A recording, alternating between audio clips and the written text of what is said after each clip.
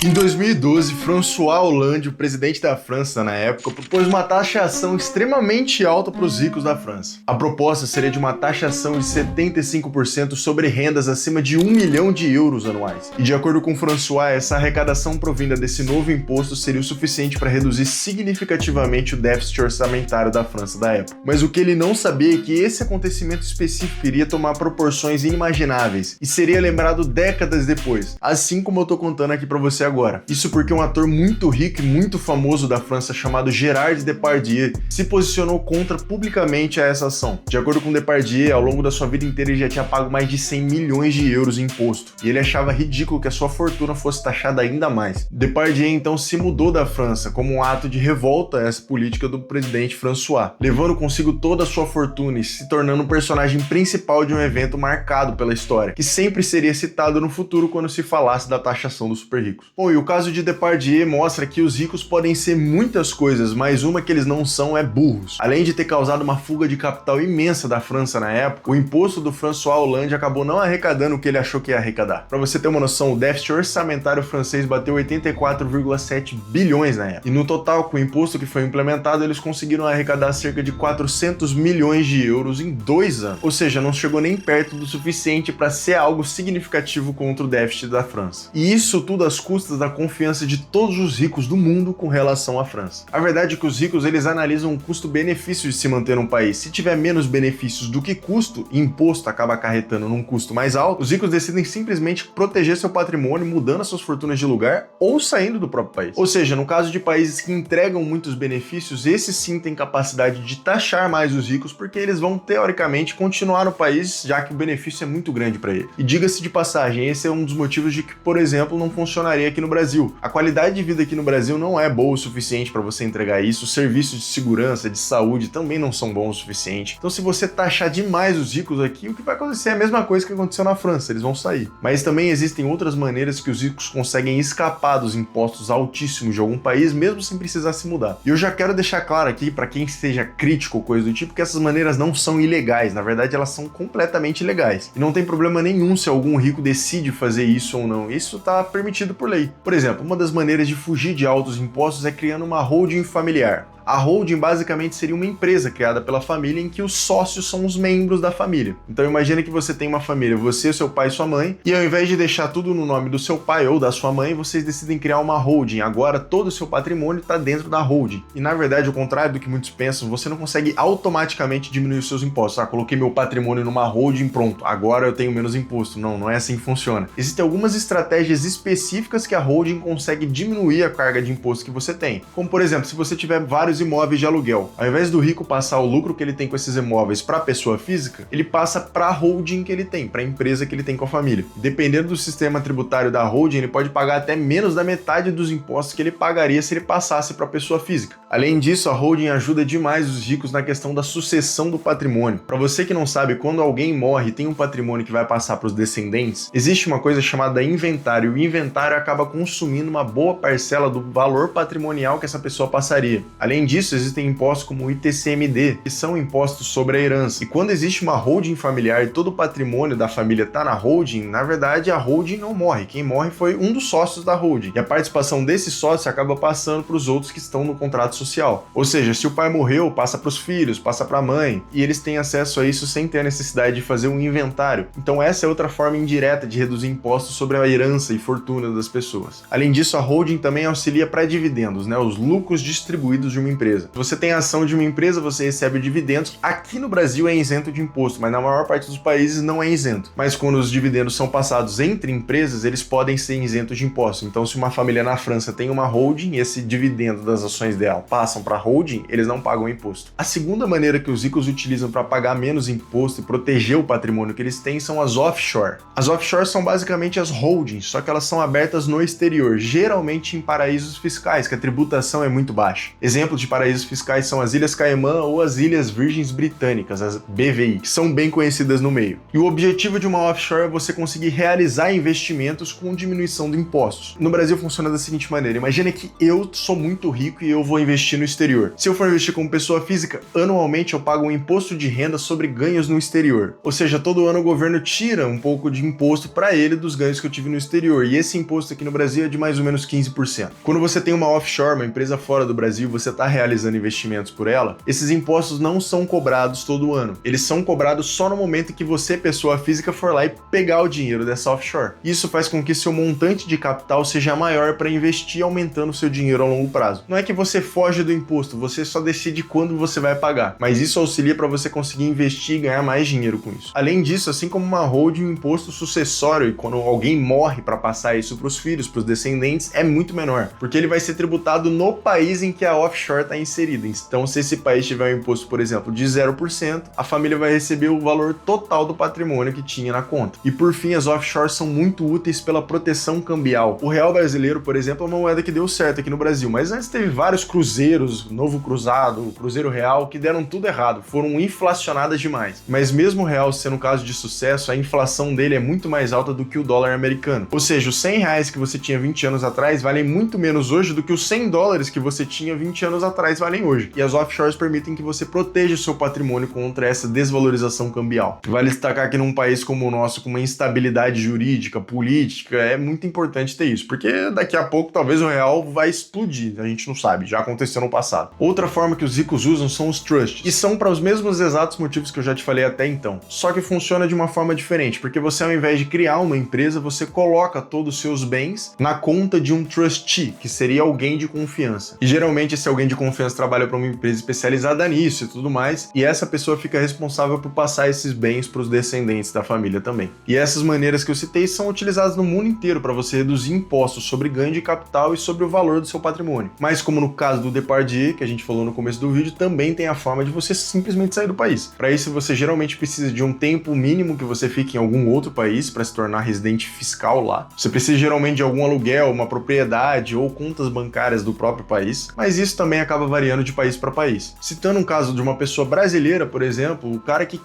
ajudou a criar o Facebook, chamado Eduardo Saverin, ele mudou a residência fiscal dele. Hoje essa residência fiscal é em Singapura e não no Brasil. E eu já vi muita gente utilizando ele como exemplo de taxação de grandes fortunas, porque a gente tem que taxar essas fortunas, e cara, a fortuna do cara não tá nem aqui, tá lá em Singapura, então não adianta falar de taxar as fortunas do Eduardo Saverin, porque não tá nem no Brasil. Então, levando tudo isso que eu falei em consideração, a gente pode chegar numa conclusão de que a taxação dos super ricos não é uma política que vai funcionar muito bem. Os ricos têm muitas formas de proteger o patrimônio que eles têm. Como eu falei no começo do vídeo, eles podem ser tudo o que você quiser, mas burro eles não são. E a melhor forma de você conseguir extrair o dinheiro desses caras é conseguindo extrair o investimento que as empresas desses caras vão trazer para o seu país. Ou seja, você precisa criar um ambiente atrativo para os ricos e não aumentar o imposto arbitrariamente numa canetada e falar: agora eu vou cobrar 70% do seu patrimônio. Isso não vai funcionar, porque como você viu nesse vídeo aqui, os ricos têm muitas formas completamente legais de escapar desses impostos altíssimos. Valeu!